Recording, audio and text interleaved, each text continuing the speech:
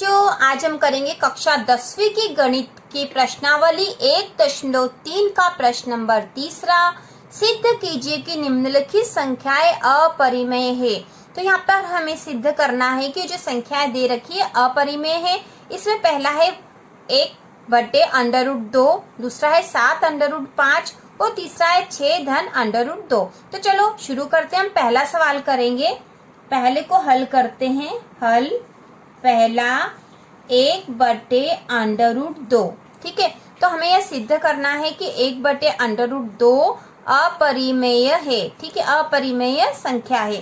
तो इसको करने के लिए हम वही विधि अपनाएंगे जैसे हमने प्रश्न नंबर पहला और दूसरा करा था। तो 1/√2 को हम सबसे पहले 1/√2 को हम इसका हम परिमेयकरण कर देंगे, जिससे कि जो √2 ऊपर आ जाए, जिससे कि हमें सवाल हल करने में आसानी रहे। तो ऐसा हम कैसे कर सकते हैं? तो ऐसा करने के लिए हम √2 का ऊपर भी गुणा कर देंगे और √2 का नीचे भी गुणा कर देंगे। ठीक है, तो √2 से √2 कट जाएंगे और यहाँ कुछ नहीं बचेगा और फिर संख्या वापस हमें 1/√2 प्राप्त हो जाएगी। तो ऐसा हम आसानी से कर सकते हैं। तो इसको हम कर लेते हैं, √2 का ऊपर भी गुणा और √2 का नीचे भी गुणा इसलिए कर रहे हैं ताकि हमें जो √2 वाली संख्या ऊपर प्राप्त हो जाए और हमें सवाल करने में, इसको हल करने में आसानी रहे। ठीक है, इस प्रकार से हम करेंगे। तो √2 का 1 में गुणा करेंगे। तो इस तरह से जब हम करते हैं तो ऊपर ऊपर वाली संख्याओं का गुणा हो जाएगा और नीचे नीचे वाली संख्याओं का गुणा हो जाएगा।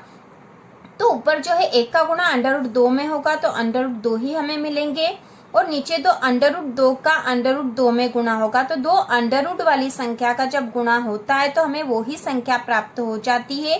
ठीक है, तो √2 का √2 में गुणा होगा तो हमें 2 मिल जाएंगे। ठीक है, √2 गुणित √2 बराबर 2। ठीक है, इस प्रकार रूट वाली किसी भी दो संख्याओं का जब समान संख्याओं का गुणा होता है तो हमें वही संख्या प्राप्त हो जाती है।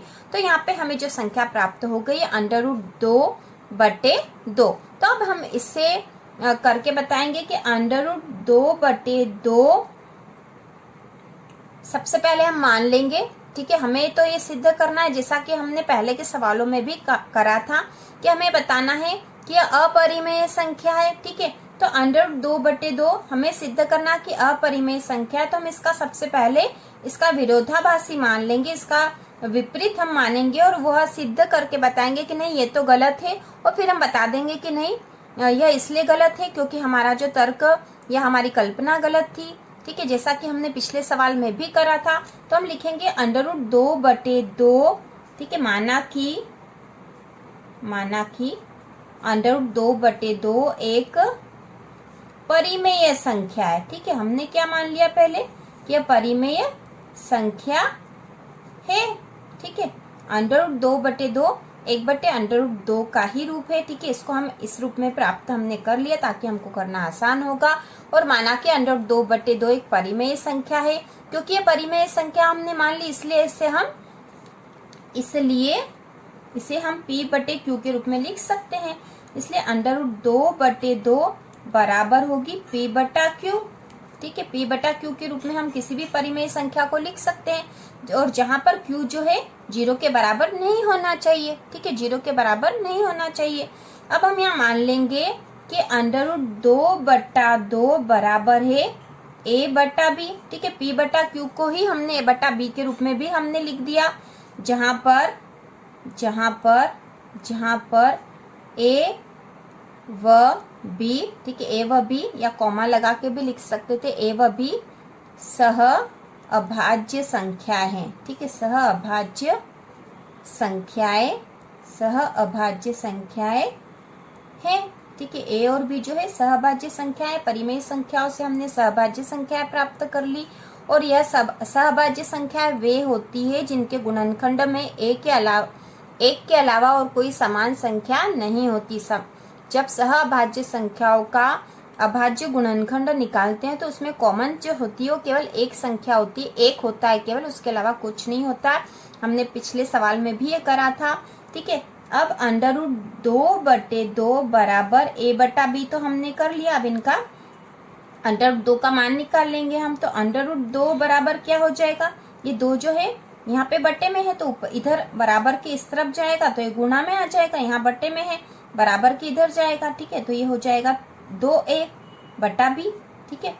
ये 2 जो है यहाँ बट्टे में था तो इधर ऊपर चला जाएगा, गुणा में जाएगा, है 2a बटा b आ गया है, ठीक है। 2a बटा b हो गया। तो √2 बराबर तो क्या हो गया 2a बटा b, ठीक है। हमें पता है कि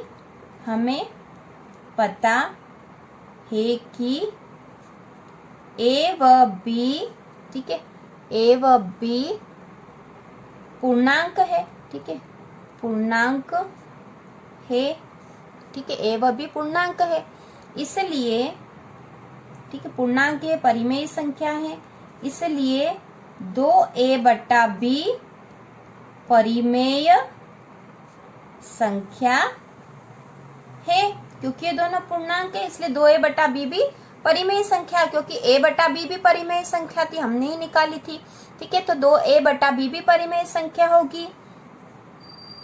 अब 2a बटा b जो किसके बराबर हो रहा है, √2 के बराबर है। तो यदि ये परिमेय संख्या है तो इसका मान ये हो रहा है, ठीक है, इसके बराबर है, ये परिमेय संख्या तो ये भी परिमेय संख्या होगी, ठीक है। जिससे √2 भी परिमेय संख्या होगी, क्योंकि ऐसा होगा, इसके बराबर है इसलिए ये परिमेय है तो ये भी परिमेय संख्या होगी। लेकिन हमें पता है कि √2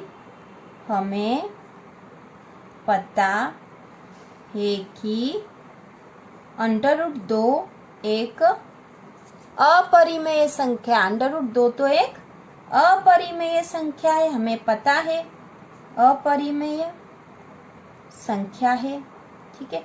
इसलिए ठीक है, अपरिमेय संख्या है, इसलिए हमारा या हमारी कल्पना त्रुटिपूर्ण है, क्योंकि हमने जो कल्पना करी थी उसके आधार पर तो √2 परिमेय संख्या हो गई है, लेकिन हमें पता कि √2 परिमेय संख्या नहीं होती है। इसलिए हमारी जो कल्पना थी √2 वाली, हमारी कल्पना क्या थी, हमारी कल्पना ये थी कि √2/2 एक परिमेय संख्या है, ठीक है।